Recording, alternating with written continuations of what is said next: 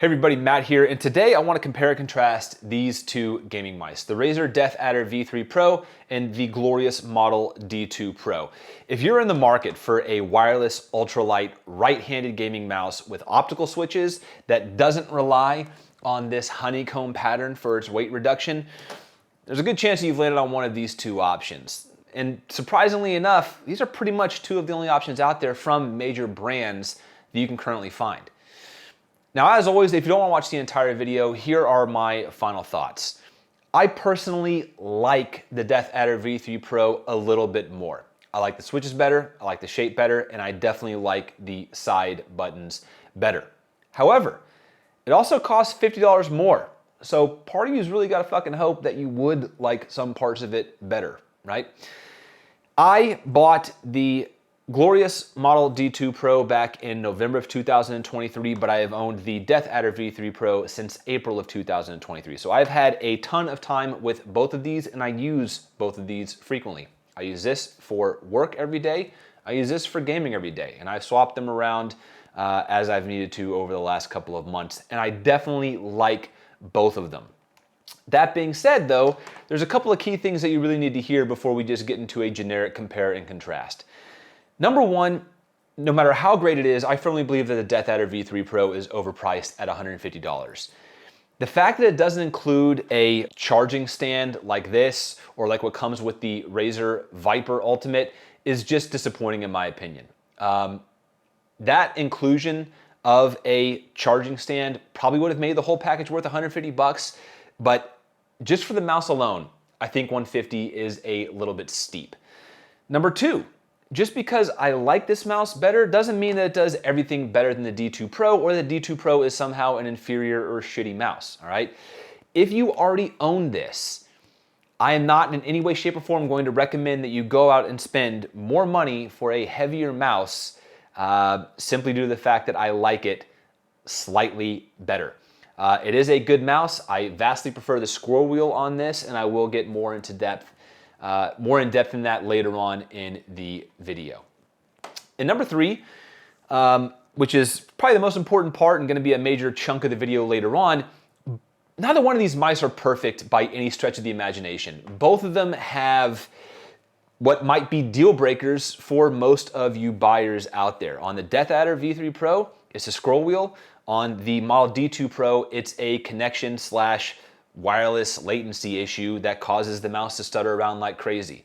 Like I said, I'll get into that later, so if that's the only thing you're interested in, you can skip towards the end of the video. I'll have the whole thing timestamped so you can skip around, but let's go ahead and jump straight into the comparison.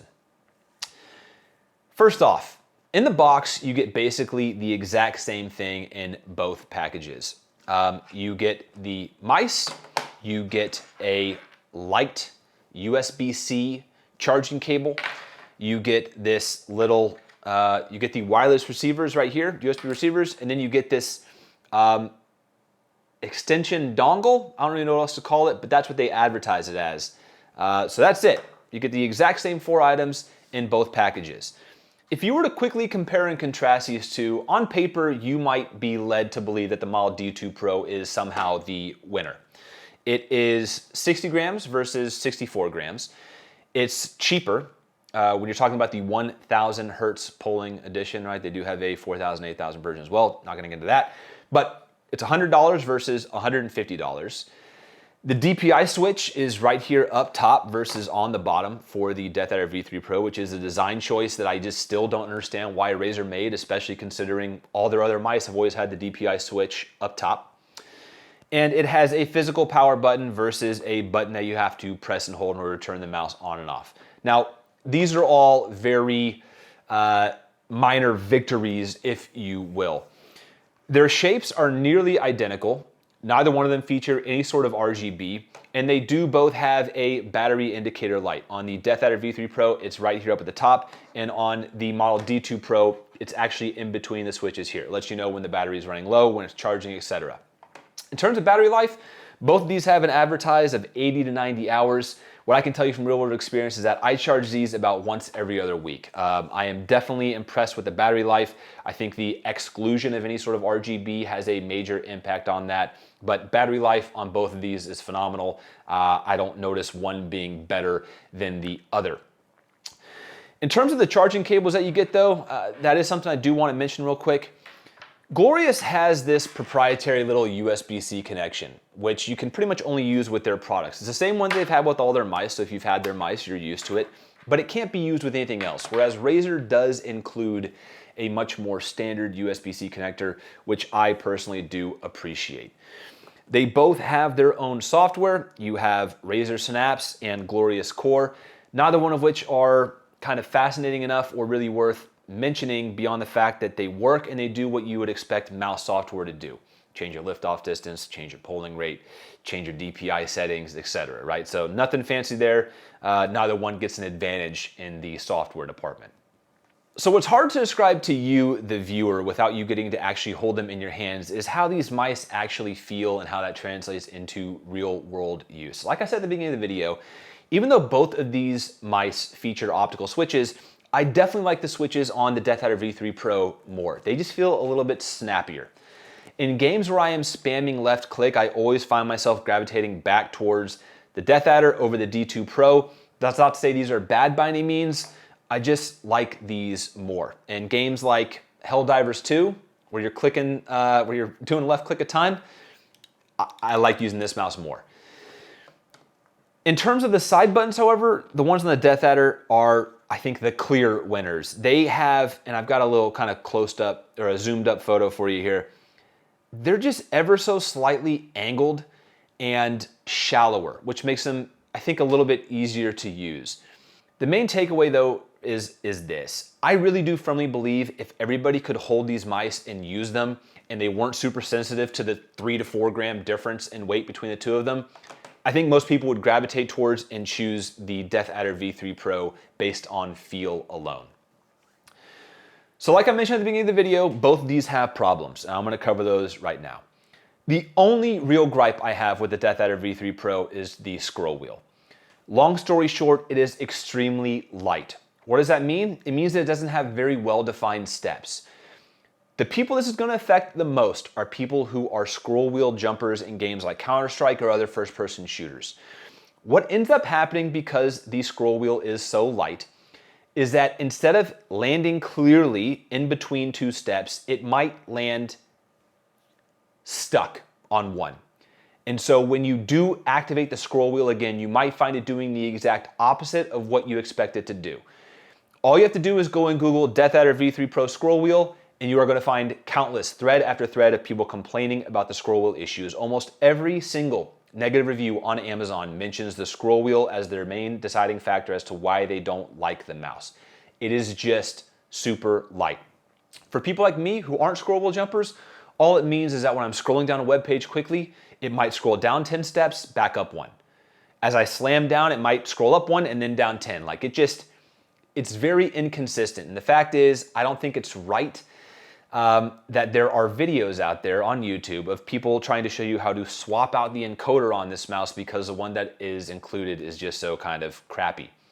However, that doesn't seem to be a deal breaker for most people, as this mouse still has glowing reviews from pretty much everybody, but it doesn't take a lot to look and find what people are talking about with the scroll wheel. A couple of things to mention. Razer has released a firmware patch that they hope addresses the issue. I installed it. I don't really notice that much of a difference. As long as I scroll slowly enough down a web page, I don't have the issue where it's jumping up and down, all right? I think this is mainly gonna be focused towards people who are scroll wheel jumpers. And the other thing is, people have said that blowing into the mouse helps remove any dust. I don't want to do it on the video, but I'll show you what I'm talking about. One of the things people talk about to help remove the dust is to literally put your mouth over the switches and blow in between to help remove any dust. So if you have to do that for a mouse that costs 150 bucks, I think that's a little bit fucked, but hey, that's up to you, the viewer, right? On to the D2 Pro. So while the D2 Pro doesn't have the same scroll wheel problem, if anything it has a phenomenal scroll wheel, it does have a significantly more glaring connection problem. The vast majority of negative reviews mention a jittery sensor, but I really believe it's 100% a wireless connection issue. I experienced it right off the bat. I took the dongle, I plugged it into my gaming PC, and almost immediately I started noticing what I considered to be input lag in games. I would be looking to the right, I would freeze, and then I would just jolt over to the right all of a sudden. And I was like, well, shit, was that the game or no? Very quickly, I learned it was not the game, it was the mouse itself. But what was confusing to me was when I took the dongle and I plugged it into my work PC, no issues whatsoever, right? So I did research. Instead of just returning it like I wanted to, I did research to try to figure out what the hell the problem was, and what I think I figured it out. It has to do with what type of USB port the receiver gets plugged into. People said if you're able to plug this into a USB 2.0 port, that they didn't have any of these stuttering or lag problems. As douchey as it sounds, I don't have any USB 2.0 ports on my gaming PC, so I couldn't do that. The only way I was able to find or to fix the problem was to use this extender that it came with. If I have this plugged into here, how is it that like literally always happens? The first try doesn't work, but whatever. Anyways, if I have this plugged into my PC in this configuration with the USB-C cable, no problems whatsoever. If I plug this in by itself, it stutters all over the place. And I've got a little video going on in the background showing you what I'm talking about. I try to have nice smooth movements, it stops, and it jerks the entire mouse over. So in my mind, really bad issue. Like if you go and Google glorious model D2 Pro jumping, you're gonna find a ton of complaints from people from pretty much all across like all glorious mice talking about this. And people will try to blame it on a sensor issue, but I'm telling you, if you plug it in a wired configuration, the problem goes away. If you plug it in with this dongle, the problem goes away. I don't know what causes it to happen, but I can tell you it happens. I can tell you it was very annoying, and it took a lot for me to not just want to put this back in the box and return it. I'm glad I did the research on it, but you shouldn't have to, right? So those are the problems with the mice like I had mentioned. I think everyone would agree that the D2 Pro is significantly worse unless you are a scroll wheel jumper. Either way, just be aware that these problems exist. Every time I bring up potential problems with a product when I'm doing a review or a recommendation, people will come out of the woodworks in the comment section and be like, well, I own X and I have no problems with it. And I'm happy for you they've got no problems with it, right? I don't want anyone to have problems with it. But I do want people who are about to go and spend 100 or 150 bucks on a mouse to know of the potential pitfalls of each one, right? So just because you haven't had a problem doesn't mean that other people don't, or that these aren't kind of widely recognized problems with these mice. So that's gonna pretty much do it for the video. Both of these mice have serious pros and cons, but I really do like both of them, and I'm gonna continue to use both of them daily until something better comes along. Glorious needs to figure out their wireless receiver issues, all right? I feel like this is a well-documented problem through multiple generation of mice, and they need to get that solved because I think it's definitely pushing off a lot of potential buyers. And it would just be nice if Razer somehow figured out how to make a heavier scroll wheel and maybe a little bit better bang for your buck, right? 150 bucks for just the mouse. And like I said, that's just too much in my personal opinion. If value and bang for your buck is the #1 motivator in your purchasing decision, and you don't mind using this little dongle extension, then I would honestly recommend the Model D2 Pro, all right? But if money is no object, and you don't use the scroll wheel a ton besides using web pages or whatever, I really think you're gonna like the DeathAdder V3 Pro. I love where they've taken this product line. I know it's a far cry from the shape that we all know and love with the DeathAdder series, but I like the leap that Razer has taken in the kind of just across the board improvements that we have in the DeathAdder V3 Pro. I really appreciate you guys taking the time to watch the video. I hope it was informative and helpful with any purchasing decisions you might make. Please leave any questions or comments in the section below. If you liked the video, please give it a thumbs up. If you didn't like it, give it a thumbs down and tell me what I could have done better. I hope you guys have a wonderful rest of the week, and I will catch you next time.